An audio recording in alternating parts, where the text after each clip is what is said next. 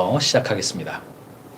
연일 계속되는 언론에서 경제, 그리고 외교, 그리고 코로나, 그리고 정치 이슈를 볼 때마다 이 사회가 정말 어떻게 되려나 이런 우려스러운 점이 없지 않습니다. 우리 주변에서 들려오는 이야기들에 집중할 때마다 좀 암울하죠. 근데 그런 생각을 할 때마다 다시 돌아오는 것이 뭐냐면 내가 지금 하고 있는 일에 대해서 나는 얼마나 충실한가, 이런 질문으로 다시 돌아오게 되죠. 그래서 다시 우리 비즈니스로 돌아옵니다. 그래서 오늘은요, 전통 산업에서 디지털 전환의 세 가지 방법. 전통 산업이라고 하는 것은 우리가 모두가 다 ICT 기업일 수는 없습니다. 다 테크 기업일 수는 없고요. 핀테크를 다 할 수도 없죠. 그래서 우리는 여러 가지 방향성으로, 여러 가지 방법으로 비즈니스가 다양한데, 이 다양한 비즈니스가 어떻게 디지털 전환을 통해서 지속 가능한 구조를 이루어갈 수 있을 것인가, 경쟁력 구조를 만들어갈 수 있을 것인가, 여러 기업이 사실은 고민입니다. 근데 디지털 전환 왜 합니까? 네, 거기에 돈이 있으니까 하는 겁니다. 거기에 경쟁력이 있고 이익이 있고 사람들의 시간과 관심과 돈이 몰리기 때문에 하는 겁니다. 사람들이 있는 공간, 사람들이 있는 시간, 사람들이 돈을 쓰는 곳에서 비즈니스를 하는 것이 비즈니스의 전반적인 흐름이죠. 그래서 어떻게 하든지 디지털 전환을 해내는 기업이 경쟁력을 갖기 때문에 그렇게 가는 겁니다. 자, 오늘은 세 가지 관점에서 할 텐데요. 가장 한편으로는 어떤 의미에서는 가장 쉬운 방법이에요. 가장 먼저 해야 될 방법이기도 합니다. 자, 생각해 보십시오. 두 가지 종류의 회사가 있습니다. 첫 번째 회사는요. 팀장님, 다음 회의 때까지 정리해서 대안을 마련한 후에 보고하겠습니다. 라고 하는 회사가 있어요. 월요일 날 주간 회의하면 화, 수, 목, 금, 토, 토요일 빼죠. 화, 수, 목, 금에 일어났던 일들을 잘 종합하고 정리해서 그 다음 월요일 날 보고해요. 그럼 보고하면 팀장이 보고를 받죠. 그러면 그 자리에서 의사결정을 하거나 아니면 안 되는 경우는 사장님에게 물어봐서 다시 의사결정을 하죠. 시간이 얼마나 걸립니까? 일주일에서 2주일 걸리죠. 자, 근데 두 번째 회사가 있습니다. 두 번째 회사는 이런 회사예요. 즉시 있는 그대로의 사실을 대안 노출이나 상황, 어떤 자신의 견해나 이런 거를 가미하지 않고 그냥 월요일 날 오전에 오후 했다. 월요일 오전에 회의를 했다. 그럼 월요일 오후에 발생하는 일을 월요일 오후에 바로 당장 커뮤니케이션 하는 팀이 있어요. 의사결정이 얼마나 걸릴까요? 네, 그냥 즉시 일어나는 거죠. 지금은 마치 이 두 종류의 회사가 경쟁하는 것 같은 느낌입니다. 토스나 카카오뱅크와 국민은행, 신한은행이 상호 경쟁했을 때 어디가 국민들의 선택을 받을지, 소비자들의 선택을 받을지 자명한 이야기이죠.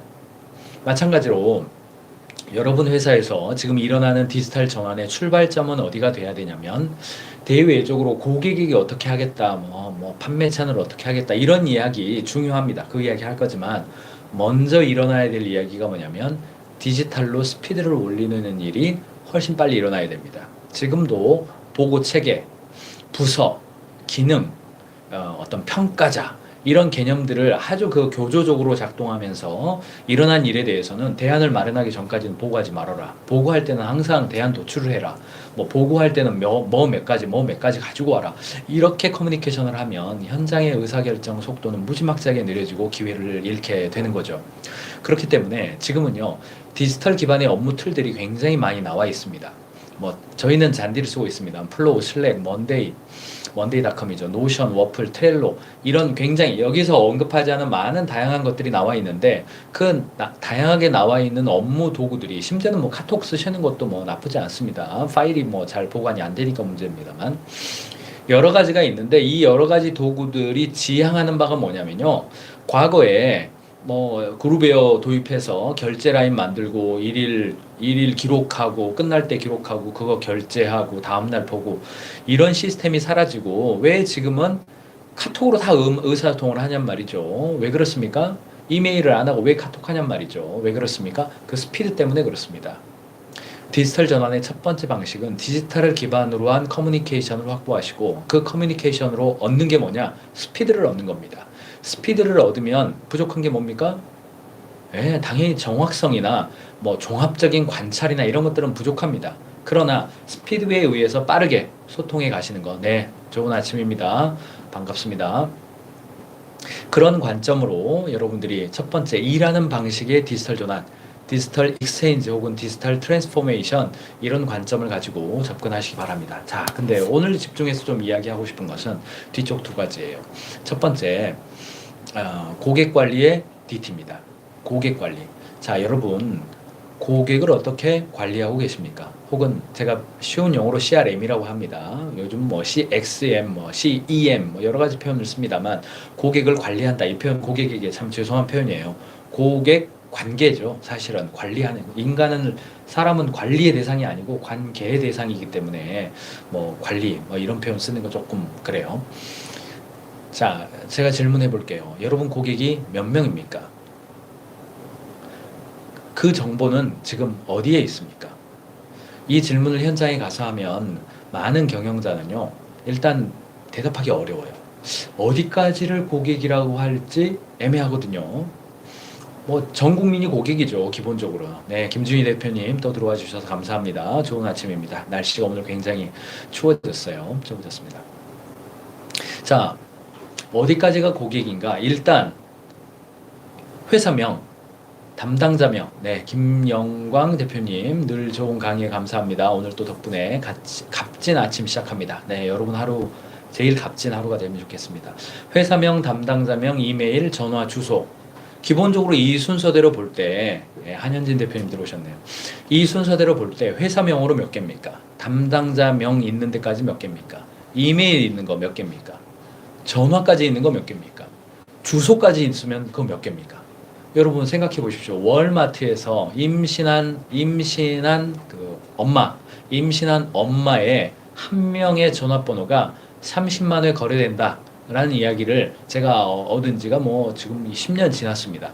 그만큼 고객, 연관성이 있는 거죠. 고객의 전화번호는 굉장히 비싼 값어치를 가지고 있어요. 여러분 회사는 핸드폰 숫자로 고객이 몇 명입니까? 오늘 확인해 보세요. 주소 있는 숫자로 고객이 몇 명입니까? 오늘 확인해 보십시오. 일단 우리 고객이 몇 명이고 어떤 상태로 존재하는지 확인하는 것이 그 첫 번째입니다. 그러면 과거에는요, 디지털 전환을 하지 않았을 때에는 과거에는 이걸로 뭐 했습니까? 전화했죠. 신상품 나왔습니다. 새로운 공법 나왔습니다. 뭐 이런 이야기를 했어요. 제가 어제 현장을 갔다 왔는데 건설회사입니다. 건설회사인데 이 건설회사가 삼성과 관련해서 삼성건설과 관련돼서 뭔가 이렇게 추가적인 어떤 그레이드가 올라갔어요. 그레이드가 올라갔는데 그것을 좀 알리고 싶었던 거죠. 그래서 경영자가 CRM 담당자에게 우리 이렇게 됐다는 거 좀 고객들에게 알려야 되는데 하면서 이렇게 지나가는 말로 했는데 CRM 담당자가 고객들에게 알렸습니다. 그렇게 말을 했대요. 그래서 깜짝 놀랐다고 그럽니다. 경영자가. 그 삼성 쪽한테는 좋지만 삼성의 경쟁 건설사 입장에서는 알릴 필요 없는데 혹시 뭐 어떻게 했어요? 물어보니까 이거 사장님 걱정하지 마세요. 저희가 타겟팅 CRM 있고요. 삼성 관련자를 우리 전체 고객이 수만 명 있는데 삼성 관련된 고객은 요만큼 있어서 그쪽에 타겟팅해서 그쪽한테만 이메일로 보냈습니다. 이거 다행이네요. 고맙습니다. 뭐 이런 대화를 했다는 이야기를 들었습니다. 이 회사가 건설 회사이고 전통적으로 CRM보다는 가서 만나고 뭐 이렇게 전화하고 뭐 선물도 좀 주고 뭐 이런 게 전통적인 건설업의 고객 관리 방식이었는데 이 회사가 처음에는 구글 드라이브로 했습니다. 고객 데이터를 모은 거예요. 그리고 CRM 프로그램을 도입해서 세션별로 나눈 겁니다. 그리고 그 기록을 해낸 거죠. 그리고 이제 이메일을 그 CRM 프로그램에서 자동으로 보낼 수 있는 프로그램을 만든 거죠. 자, 여러분 들으시기에 우리 회사는 CRM 프로그램 이거 원감생심 관리 안 될 것 같은데요. 네, 맞습니다. 그러니까 구글 드라이브 스프레드시트로 하시든지 아니면 경영자의 엑셀 시트에 취합을 하시든지 제가 지금 강조해 드리는 것은요. 1번 고객 투시경이에요. 고객 투시경. 자, 요거는요, 제가, 저희 컨설팅 매뉴얼에서 DB에서 일부 가져온 화면입니다만, 그래도 요거 그냥 제가 오픈해서 가인즈 캠퍼스 아시죠? 링크 타고 들어가면 가인즈 캠퍼스 파일 공유 리스트에다 올려드릴 테니까 받으셔가지고 꼭 이 개념을 익히시기 바랍니다. 가인즈 경영 MBA 들어오신 분들은 아마 배우셨거나, 아마 여러분 대부분은 아마 안 배우신 분일 텐데, 거기에 있는 DB예요. 자, 고객은요, 잠재 고객, 접촉 고객, 경험 고객, 재구매 고객, 그리고 로열티 고객. 로열티 고객을 만들어내는 회사가 지속 가능한 회사이죠. 그래서 로열티 고객을 만들어내기까지 각 단계가 있습니다. 제가 연구한 바에 의하면 5단계로 구별하는 것이 가장 정확하고 적절해 보여요. 예를 들어서 대리운전 사업을 하는 한 회사가 있다고 가정을 해보죠. 그러면 잠재 고객은 자동차를 가진 모든 운전자일 거예요. 접촉 고객은 우리의 광고와 영업을 본 모든 사람이죠. 경험 고객은 한 번 이상 우리 대리 운전을 경험한 고객일 거예요. 재구매 고객은 2회에서 4회까지의 회원 가입해서 이용하고 있는 사람일 겁니다. 로열티 고객은 5회 이상 운전해 본 사람, 이렇게 개념적 정의를 해주는 겁니다. 그 사람들로 해서 몇 명 있다라고 보고 각 단계별로 어떤 전략을 사용해야 할지 타겟팅된 커뮤니케이션을 하라는 이야기예요. 타겟팅된 커뮤니케이션을 하면 그것은 디지털 전환이고, 타겟팅 안 된 커뮤니케이션을 하면 그거는 이른바 찌라시라고 부르는 거죠. 스팸 광고가 되는 거죠. 제가 오늘 다루고 싶은 책 중에 하나가 그 콘텐츠가 왕이라면 컨텍스트는 신이다. 뭐 건국대학교 박창규 교수님이 쓴 책인데 나온 지 뭐 한 2, 3년, 3, 4년 정도 됐습니다. 여기에는 자, 이런 이야기가 나와요. 4차 산업혁명은 무슨 시대인가? 감히 정의를 내려본다면 4차 산업혁명이란 엄마 기계의 시대이다. 엄마 머신의 시대이다. 여기서 엄마 기계란 엄마의 특성을 가진 각종 시스템, 장치, 소프트웨어를 총칭한다. 엄마의 특성이 무엇인가? 엄마는 아들의 옷을 만들 때 아들의 성향, 선호도, 주변 상황 등을 고려해서 최적화된 옷을 만든다. 이때 엄마가 고려하는 것은 바로 아들의 컨텍스트, 즉 의도, 맥락, 환경이다. 자, 조금 감이 오시죠? 그래서 이 앞에 표지도 뭐 신이다 뭐 이런 거예요. 표지는 조금 이상한데 너무너무나 4차 산업혁명과 디지털 익스체인지, 디지털 트랜스포메이션을 이해할 때 굉장히 도움이 되는 그런 책입니다. 자, 우리가 고객과 관련돼서 어떤 커뮤니케이션을 주고받아요. 이것도 다 디지털입니다. 가서 만난다는 거 굉장히 비싼 행위이고 1년에 몇 명 만나지도 못해요. 온라인 상에서 뭔가 커뮤니케이션을 한단 말이죠. 하다못해 미장원조차도 생일이 되면 뭐 보내옵니다. 미장원조차도. 근데 우리가 고객과 관련돼서 커뮤니케이션, 타겟팅된 커뮤니케이션을 하고 싶다면 엄마 기계가 돼야 된다는 거예요. 그 첫 번째 방식이 뭐냐? 우리가 알고 있는 고객이 10,000명이라고 한다면 그 10,000명 전부 다 똑같은 상대로 대해서 뭔가 푸시해버리면 스팸 처리된다는 이야기입니다. 찌라시 취급 당한다는 이야기죠. 그렇게 하지 말고 좀 벌레란 이야기예요. 그래서 제가 투시경이라는 표현을 쓰는 겁니다. 눈 감지 말고 눈을 뜨란 이야기죠. 그 5단계로 좀 구별해 보시고, 고객이 몇 명인데 그래서 우리는 어떻게 되고 어떤 단계이고 삼성 관련된 고객은 여기 있고 뭐 LG 관련된 고객은 여기 있고 언더백 기업은 여기 있고 스타트업은 이렇게 돼 있고, 세션을 나누어서 그 타겟화된 이거 그룹도 아니고 요즘은 개인화잖아요. 개인화입니다. 네, 조현구 대표님, 엄마 기계 맞춤형 소통을 해야 된다. 인사이트 감사합니다. 네, 이렇게 반응을 해주셔서 감사합니다. 제가 고객 투시경 타겟팅된 방식으로, 이거 다 AI에 기반한 개인별 빅데이터를 모으면 참 좋겠지만 그렇게 하지 않는다 하더라도 전통산업, 그러니까 그냥 일반적으로 하는 제조업이나 유통업이나 매장 열어서 이야기하는 벽돌산업이나 굴뚝산업이나 다 마찬가지예요. 다 마찬가지입니다. 그 전통 시장에서도 적용한 사례가 있고 그래요. 그런 곳이라 하더라도 개인별 맞춤형은 어렵지만 타겟팅된 그룹화는 가능합니다. 그 그룹별로 커뮤니케이션 하는 거 조금만 신경 쓰면 가능해요. 이게 잘 모르시니까 그런데 가능해요. 거기까지 좀 가보시라는 거예요. 자, 일하는 방식의 DT, 고객 관리의 DT. 이게 뭐 DT를 원래 하시는 분들은 제 설명을 들으시면은 DT가 한 1부터 100까지 있다면 제 설명은 1부터 한 5까지밖에 설명 안 한 겁니다. 그 다음 단계가 없는 게 아니에요. 그러나 제가 현장을 다녀보면 그 다음 단계를 이해하시기에 앞서서 지금 제가 말씀드리는 그룹핑 하는 거, 어떤 그 특성을 규정하고 어디까지를 우리는 경험 고객이라고 할 겁니까? 이 규정도 사실 현장 잘 안 돼 있습니다.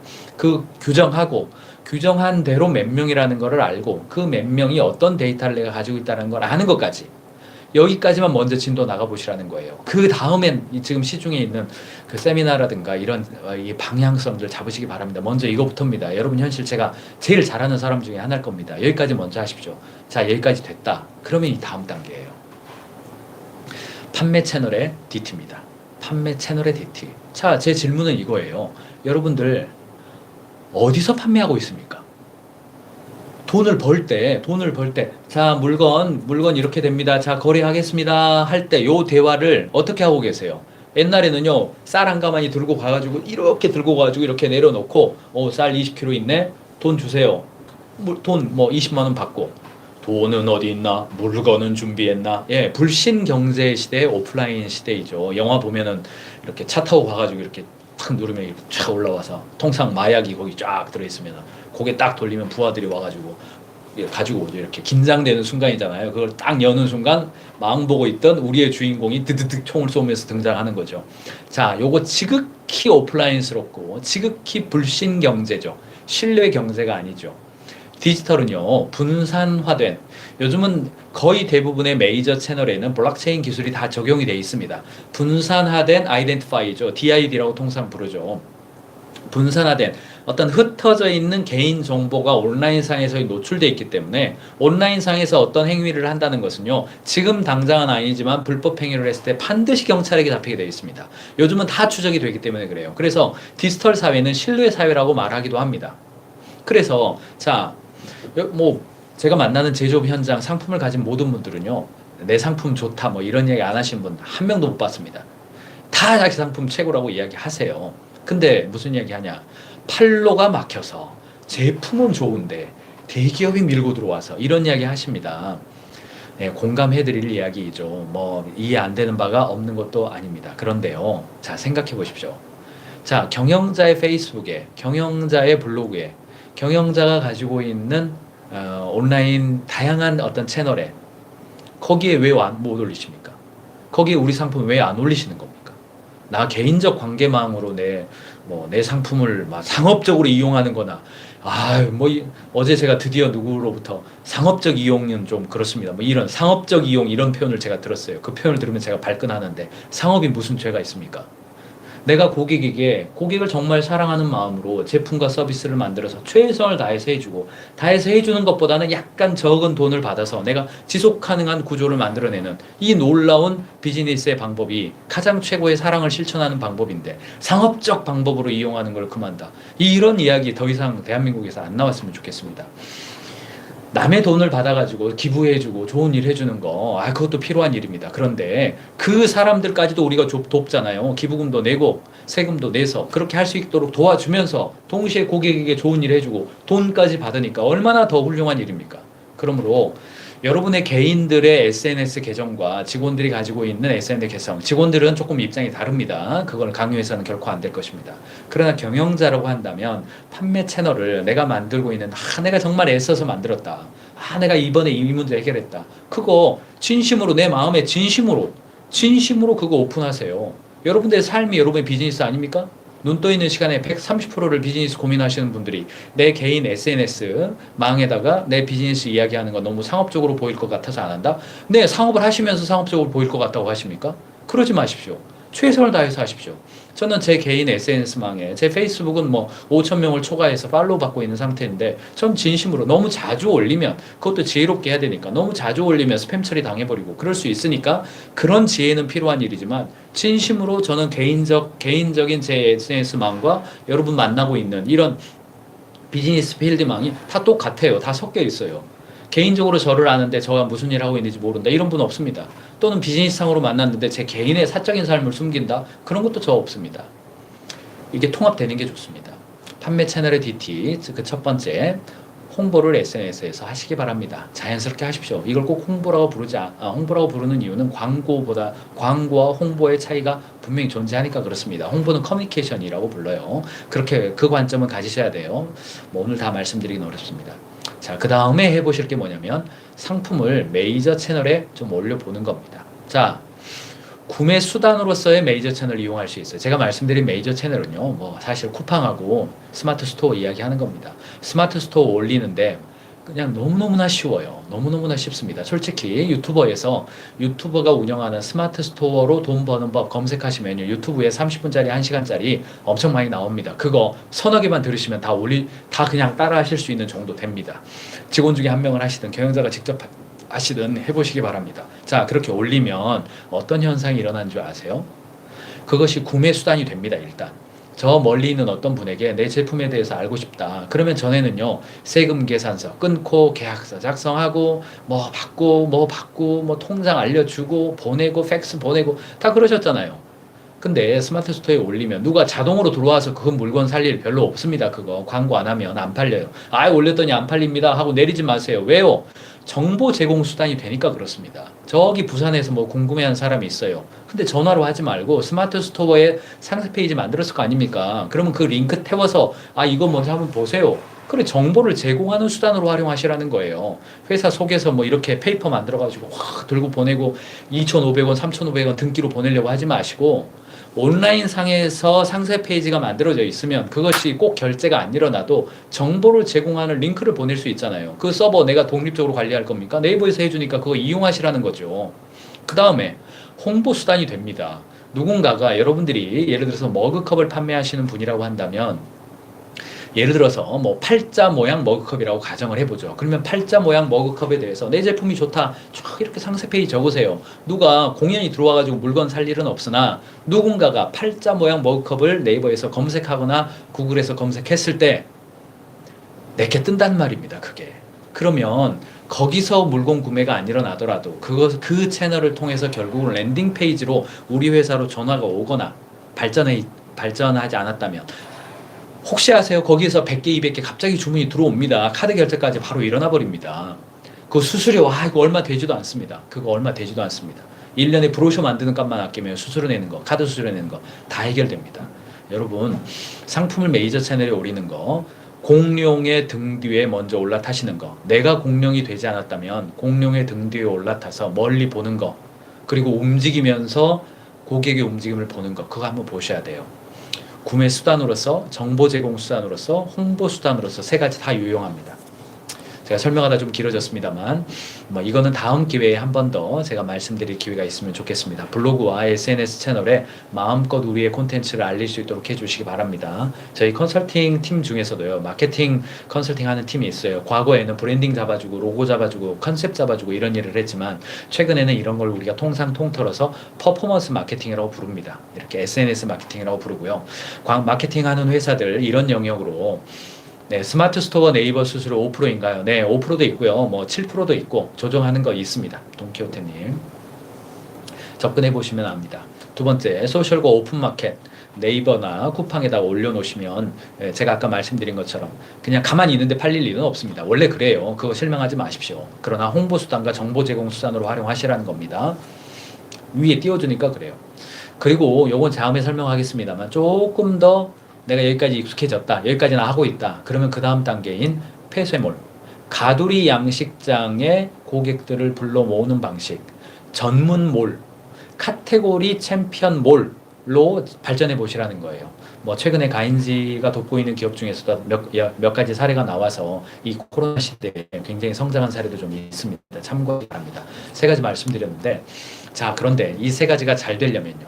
일하는 방식의 DT, 고객 관리의 DT, 판매 채널의 DT, 이 세 가지가 잘 되려면 인프라가 있어야 돼요. 그 인프라가 뭐냐면 디지털 사회의 인프라는 콘텐츠입니다. 콘텐츠입니다. 콘텐츠는 크게 세 가지 종류로 나눌 수 있는데 첫 번째는요, 텍스트예요. 텍스트는 내러티브가 나와야 돼요. 내러티브라는 말이 무슨 말입니까? A가 있었는데 갑자기 B가 됐고요. 그래서 C가 됐어요. 요런 읽혀짐, 내러티브, 흐름이죠. 이런 게 좀 있어야 돼요. 블로그를 쓰거나 SNS에 하다못해 페이스북에 내가 글을 쓴다 하더라도 문장이 나와야 됩니다. 그래서 뭐 문해력, 리터러시 이런 표현들을 쓰고 데이터 리터러시 이런 표현들이 최근에 나오는 이유가 뭐냐면요. 사실 문장력이 좀 있어야 돼요. 문장력이 없으면서 뭐 블로그 이렇게 잘 안 써집니다. 그래서 뭐 인문학이 중요하다 이런 이야기가 다른 이야기가 아니라 이런 이야기입니다. 요거 좀 이거 어떻게 알려드려야 될지 이건 좀 고민이 됩니다. 두 번째, 근데 이미지로 갈 수 있다면 이제 인스타까지 갈 수 있는 겁니다. 내가 가지고 있는 상품과 서비스에 대해서 시각화하고 가시성 있게 보여주는 거예요. 어떤 것을 내가 머그컵이다 그러면은 초기에는 머그컵을 딱 보여줬지만 그렇지 않죠. 이제는 머그컵에 뭐 이렇게 이렇게 커피가 옆에 살짝 있는 그림, 그리고 이렇게 모락모락 김이 올라오는 그림을 보여주는 거죠. 이런 게 가시성이에요. 이미지를 만들어내는 겁니다. 그리고 세 번째가 이제 영상이에요. 유튜브의 시대인데, 유튜브의 시대가 앞으로 몇 년 더 갈 것 같잖아요. 그리고 사람들이 검색을 할 때에 네이버나 구글을 검색하는 것이 아니라 유튜브를 검색하는 시대가 구매력 상태로 올라옵니다. 네, 구매, 예, 김도희, 예, 김도희 센터장님이 네이버 쇼핑 매출 연동 수수료, 예, 매출 연동 수수료라고 부르네요. 예, 2%, 3%. 예, 그렇게 뭐 아마 카드 수수료까지 포함해서 아마 표현하신 것 같아요. 카드 수수료가 별도로 또 있으니까 그거 별로 그 돈 얼마 안 됩니다. 저희도 올려놨거든요. 그 가인지 뭘 네이버에 치시면 나와요. 저는 그 저랑 상담하는 거, 예, 아무튼 저랑 상담하는 비용이 있습니다. 그 비용이 있는데 원스팟 뭐 워렌 버핏이 뭐 점심 식사 함께 한 번 하는데 뭐 10만 원 들었다 뭐 아니 10만 원이죠. 10억이다 뭐 이런 표현하지만 예, 저는 10억은 아닙니다. 그거 올려놨어요. 그거 누가 아무도 모르게 저한테 결제하고 그런 사람 없습니다. 근데 누가 하고 싶다 그러면 거기서 결제하세요. 그래서 원 포인트 컨설팅 뭐 그렇게 합니다. 거기 올라가 있어요. 아, 왜 그래? 왜 이야기를 했죠? 자, 근데 콘텐츠를 올리는 방법. 아, 우리가 뭐 저기 뭐 마블도 아니고 디즈니도 아니고 콘텐츠 없는데요. 이렇게 이야기하세요. 자, 이거 잘 들어보세요. 고기 프랜차이즈를 예로 들어보죠. 고깃집 프랜차이즈. 고깃집 프랜차이즈 본사는 맨 처음에 고기를 팔았죠. 그렇죠? 그런데 그러다가 프랜차이즈로 바뀌면서 고기를 파는 거 아니죠, 이제. 뭐예요? 사업을 파는 거죠. 고기를 파는 방법을 파는 거잖아요. 요 감이 오세요? 자, 컨설팅 회사 뭘 팝니까? 뭐 콘텐츠를 팔고 헤드헌팅을 팔고 변화하는 워크숍을 팔고 강의를 파는 겁니까? 그렇지 않죠. 컨설팅 회사는 성과를 내는 방법을 파는 겁니다. 자, 요거 차이 이해되시죠? 여행 회사는 여행 상품을 팝니까? 그렇지 않죠. 추억을 파는 거죠. 어떤 분에 의하면 화장품 회사는 아름다움을 파는 것이 아니라 아름다움에 대한 희망을 파는 것이다. 이런 표현을 써요. 요거 좀 감이 오시죠? 할리 데이비슨의 그 경영자가 했던 유명한 이야기가 있어요. 우리는 오토바이를 팔지 않습니다. 남자들의 야성을 팝니다. 오토바이는 살짝 끼워 넣어 드릴 뿐입니다. 뭐 이런 표현을 쓴 뭐 마케팅에서는 굉장히 이제 유명한 이야기 중에 하나입니다. 자, 생각해 보세요. 우리가 다 스마트 스터디처럼 될 수는 없습니다. 아기상어 만들어가지고, 네, 신현아 이사님 오늘도 길어지시네요. 예, 제가 공략하겠습니다. 3분 내로 마치겠습니다. 원소스 멀티 유즈로 다 이렇게 갈 수는 없어요. 자, 야놀자를 한번 보세요. 야놀자가 뭘 팔게 됐는지. 숙박 연결하는 예약 사이트가 어떤 일을 하고 있는지 보세요. 야놀자는 야놀자 가맹점에게 숙박 예약 어떤 그 태클을 판 게 아닙니다. 지금은 숙박업으로 돈을 버는 방법을 파는 겁니다. 자, 이거 콘텐츠화 되는 거잖아요. 잘 생각해 보십시오. 여러분들이 의자를 파는 사람이라 하더라도 실제로는 의자를 파는 게 아닙니다. 편안함을 파는 거예요. 여러분들이 그 옥상 페인트 칠을 해주는 분이라 하더라도 페인트를 팔고 있는 게 아닙니다. 건물주에 대한 안심감을 팔거나 자산의 증식에 믿음을 파는 거예요. 자, 이거 다 콘텐츠 아닙니까? 편안함이라고 하는 것은 콘텐츠예요. 의자는 물건인 겁니다.